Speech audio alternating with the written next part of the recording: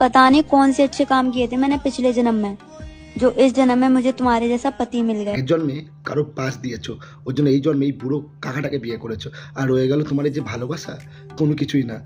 এ background হচ্ছে central গভর্নমেন্টের job করে, আর তুমি মরে গেলে পেনশনটা পাবে। এর জন্য সরকার তোমাদের এই কিলোর ক্ষেত্রের জন্য পেনশন বন্ধ করে দিচ্ছে। কিভাবে ভালোবাসা হয়েছে সেটা? হ্যাঁ, মোবাইলে। তো তুমি ওর ছবি দেখেছিলে ফেসবুকে প্রথমে? মোবাইলে টিপাটিপি করে ফেসবুক থেকে এত সুন্দর মায়া পটালে কি করে?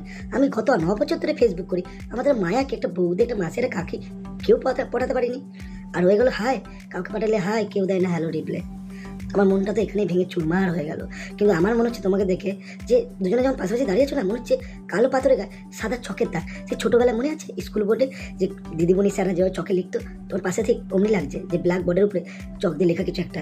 আর সেই খৈনি মারা যারা দেখবে, যে খৈনির মধ্যে চুন দিলে যে অবস্থা, তোমার পাশে মায়াটাকে বিয়ে করলে পরবর্তীকালে ওই অবস্থায় বেরাবে। আর হয়ে গেল তোমার ফেসবুক আইডি। তোমার ফেসবুক আইডি ওইটা দেখিনি, কি দেখেছে জানো? আপনি ফেসবুকে সবই ডিটেইলস পুরো দেখে নিয়েছিলেন তো? হ্যাঁ, মোবাইলে আমরা তখন দেখছিলাম, আমাদের দেখা দেখে হয়েছিল। আর আগে কোনোদিন সামনাসামনি দেখা হয়েছে? না, সামনাসামনি হয়নি, মোবাইলে আমাদের প্রথম। আজকালকার মেয়েরা এত বোকা না যে তোমার মতো বুড়ো মালকে ভালোবেসে ফেলবে ফেসবুকে, আবার সামনে সামনে না দেখে। ও মোবাইলে তোমার কি দেখেছে জানো? Central government job. ওই তোমার গভর্নমেন্ট জবেই তোমার কালো রং ফর্সা হয়ে গেছে। ও মা, আমার সে বলছিলাম না তুমি যে গভর্নমেন্ট পরীক্ষা দেওয়ার জন্য কালকে আমি রেলের ওই ফর্মটাই ফিল আপ করবো। আমার এত সুন্দর একটা পরীর মতো বউ দরকার।